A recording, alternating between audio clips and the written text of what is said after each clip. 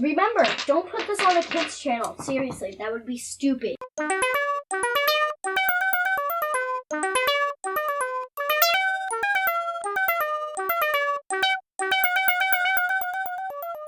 How are you reacting to being made the new chief?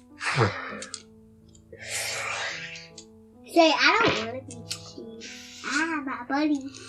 And I'm like, how is this a wall thing? you guys are coming with me because I have to get off this island at like Wait, stop. one day. Stop. We're gonna move on. So First, I need to give them soup. Oh, you're gonna give him soup? Yeah. anyway, so this is my garter cat named cat. she's a cat. Mm-hmm. Slash puma slash human at the least. She's a monstrosity, I should say.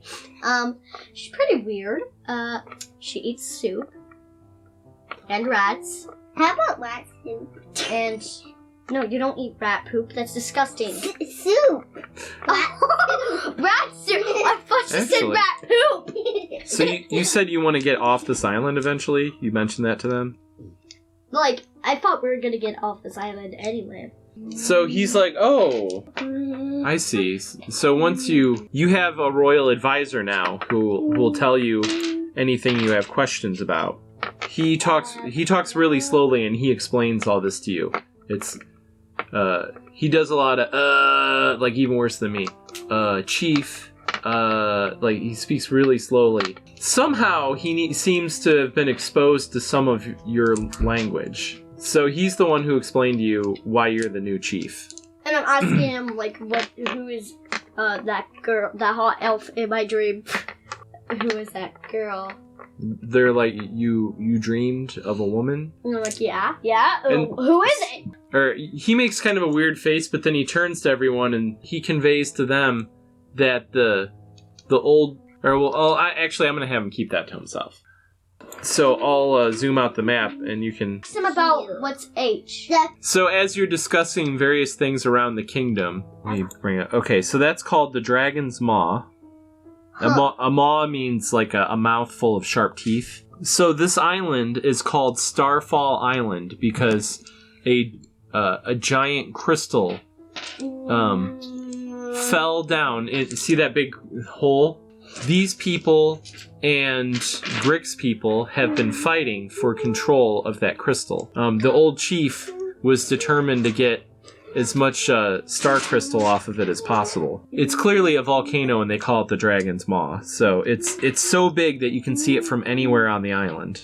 For a long time it was just dead and like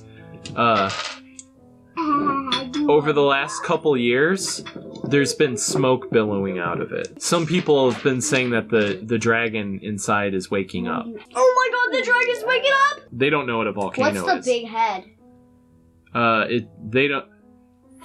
They've been afraid to walk past it. It's just it's a giant head and it scares. It's a sculpture. It's a giant stone head and it just scares anybody away who tries to go over that way. What's D?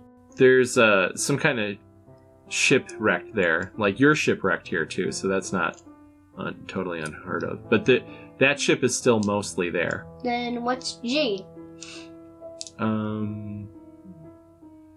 Oh, there's waterfalls there, and there's supposed to be some people said that there's something behind the waterfalls, but No one knows. and yeah, that's the only.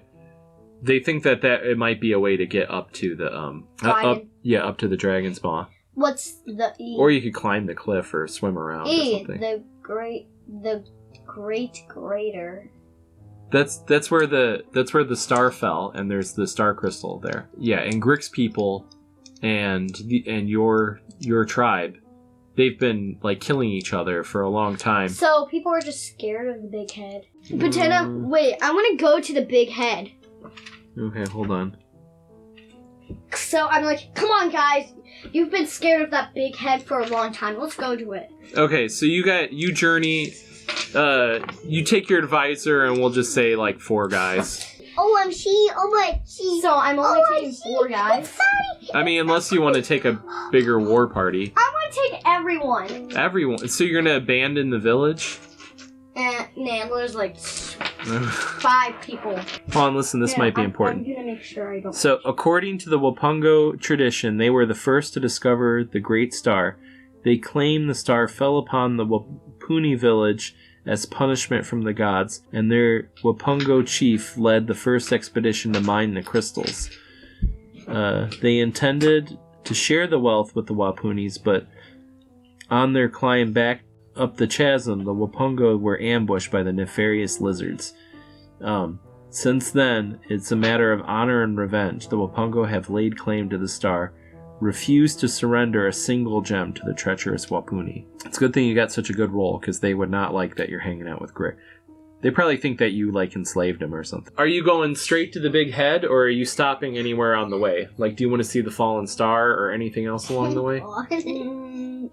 Yeah, I guess I'll see That's the the biggest head star. I've ever seen. Go away. What about You guys go up there, and there's, like, 4 of your guys, like, guarding the star from the Wapuni, and there's dead bodies everywhere from the, dead bodies everywhere from what? from both tribes. The island here is devoid of jungle for miles around, giving way to a barren badlands of dry, cracked earth, completely unnatural for the climb and location. Far within the badlands is a massive chasm that extends deep into the earth and stretches for miles. As you travel throughout the strange terrain, you find signs of battle everywhere. Weapons lay discarded, blowguns, spears, crude stone daggers, and tomahawks. The remains of warriors abandoned in death can be found regularly in various states of decay. Some are bones that are decades old, others are fresh, perhaps killed a week ago. The dead reveal 2 sides to have been at war for as long has been long and raging. One short race of pygmy lizard folk who stand knee-high, the other tall, barrel-chested race of mighty humans. Drawing close to the crater, you can see a faint pink glow emanating from the darkness, half a mile below. Natural staircases, rough stone ledges circle the sides of the cliff, predicting a long but not arduous descent. All right, so you guys can go down there to look at it. A bunch of monkey bats fly out, but your warriors like pounce on them, eager to defend the new king. Okay, so when you get to the bottom, upon reaching the floor of the great chasm, the dreams of wealth dancing in your head during the long descent are inflamed by the sight of the largest gem you have ever seen, the size of a small cottage, glowing and glowing in an arcane light. The pink jewel could purchase a small kingdom. Your eyes dart among your companions, and you can see malice in their eyes. They want the wealth for themselves, and they will stop at nothing to get it. You thought you were allies, but no. See now, they draw a blade and weave spells against you. It's a hard choice, but one only you can have. You must defend yourself. I'm going to let you guys roll to save, because it says in here that you can be freed from domination if an ally makes a presence or persuasion roll against the target's resolve. So I guess you guys can try to... everybody starts like accusing... You guys start accusing each other of wanting to steal the gems for yourself, so... I got a 14 and a 4. Okay, cool. So, all right. 18? So you get down to the bottom of the stairs, and you see that there's 4 guys down there stealing your crystals. And so you run down there, and I have my big sword. You start hacking them up, and you realize that they're other Wapungo. So your guys are sitting there watching, and they're like really disturbed that you went and killed these guys. And I'm like, oops. You guys continue on to the big head after you get some crystals. Here's the thing. So your advisor, his name's Vulture, he says, you killed our men who were guarding and mining the site. Do you want to leave some of the guys that we're bringing on the expedition here to defend it from the Wapuni, or else the Wapuni will come here and steal all the crystals? Okay, I guess I'll let them... Are you giving Grick any of the crystals? Because. Okay. JK, I give him 2. You give him... Okay, so you give him a couple crystals. Your advisor asks, why are you giving crystals to this creature? Because I'm like, he's my slave. Grick, his eyes get really wide. He didn't realize he was your slave. And I whisper in Grick's ear, I'm not letting you be my slave. I just don't want these guys to get mad at me. You can see a ship in the distance, but it's a little bit out of the way, not super out of the way. When you're like halfway to the big head. Nothing. It looks mostly intact. You might be able to take it to get off the island. Nothing. So are we at the big head? Alright, so in the distance you can make out what looks to be a large statue of a head standing ominously among the shore. As you approach closer, it is clear that the statue is not carved of stone at all, but constructed of all manner of bones. Ew! Sharp brows of curved horns and sinister eyes reveal this ungodly work of art was made not in the image of a man, but of a demon. The peninsula narrows here to about 300 feet wide. The sound of the flanking waves slowly crash the shore combines with the light breeze whispering across your face, almost soothe the nerves still on edge from the sight of the ghastly demonic statue. The breeze picks up, though. At first, just a strong wind, then a gale of hurricane strength. The squall is brief but powerful, kicking sand in the air like a child shaking a snow globe. For a moment, you are completely blinded, and then the winds calm. When you regain your sight, the landscape is transformed. The surface level of the sand has been disturbed, and now you can see the ground is littered in all directions with bones. They move. It moves? The bones move. Ugh. There's the bones of... The party is surrounded by animal bones that animate into all manners of sinister shapes. Some look like monkeys, some parrots, and others panthers. And still others take the form of demonic beasts unknown to this world. There's twice as many skeletons, skeletal guardians as there are you guys. So I fight all the skeletons like, die! So you're fighting two cat skeletons. They're two panther skeletons. I don't want to hurt them now. They're skeletons. They're undead. I won't hit them. I will not hit them. You will not hurt them? Yeah. Alright. You're fighting two not skeletons. What do you mean by Or not panthers. I'm sorry, skeletons. They're obviously still skeletons. You're fighting two, like... Well, they're like a mishmash of different ones. So they've got like parrot beaks for hands that are like snapping. And, and then one has like a decaying like shark head that like had washed up on the beach. Ugh. And like a sea turtle shell. I'm going to kill all of them. Okay, go for it. So you're gonna attack both at the same time? Yes. These things are really brittle because you put your sword through both of them, and you didn't hit them your swing was weak. You still managed to destroy them both. Alright, she said she's refusing to attack them, so... Alright, Alright, well your guys are still outnumbered, and your advisor's not a particularly good fighter, so he doesn't... He's probably gonna die if nobody helps him. Scrummy, what are you doing for your attack? What? What's the cat gonna do, since you're not gonna attack the cat skeletons? I don't know. You don't know? Are you gonna run away? What are you gonna do? I'm gonna not let Peta hurt them. Okay, you're gonna try to defend them? So she's protecting the skeletons. The skeletons are gonna attack her anyways. Alright, Panda, what are you doing with your second turn then? Since nobody's attacking you. Oh my. I sliced their bottoms off!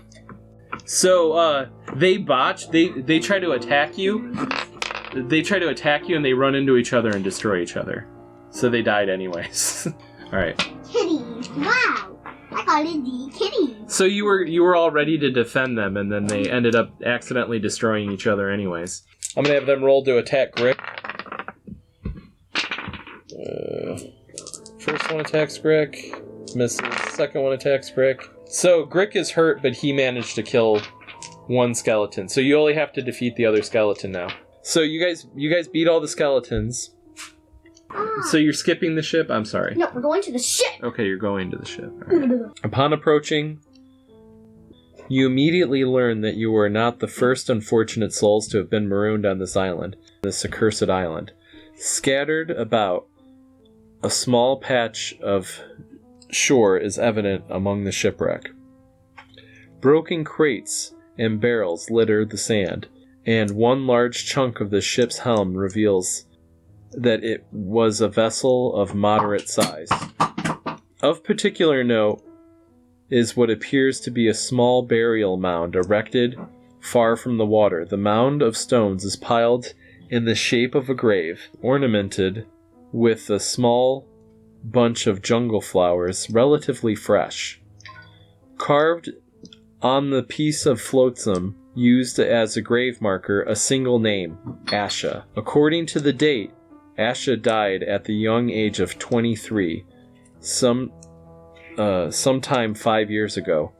Beside the flowers, weighed down by a large stone, is a small wooden box. There's a photo. Okay, so you look at the box. Inside you find a folded piece of parchment, a simple gold ring. You unfold the parchment, and it says, "My beloved Asha, I leave you now with a heavy heart, but hopeful. When I discovered you amidst the wreckage, I was crestfallen, and oft considered abandoning the earthly coil to be with you again. Better than rotting with whatever savage beasts infest this vile island. But I will not forsake my vow to you. When I knelt before you and slipped this ring on your finger, I promised you a new life in a new land, and you shall have it. My nights have been filled with sleeplessness since losing you, and in the dark hours of the night, I have discovered a great power that lies within this damnable island, waiting to be tapped. I leave you now in search of this power. I leave you your ring, lest you lose it in your sleep. One day I shall return, kneel before you, and once again place it on your finger, and we will have a new life. Your faithful husband, Eric." Is Asha cheating on me? Okay, this is. Alright, are you guys doing anything with this stuff, or are you putting it back? Pat, this is Tiny I Kitty. keep it. I keep every bit Pat, of this it. is Tiny. When you take the ring, you notice that it changes in size to fit your finger.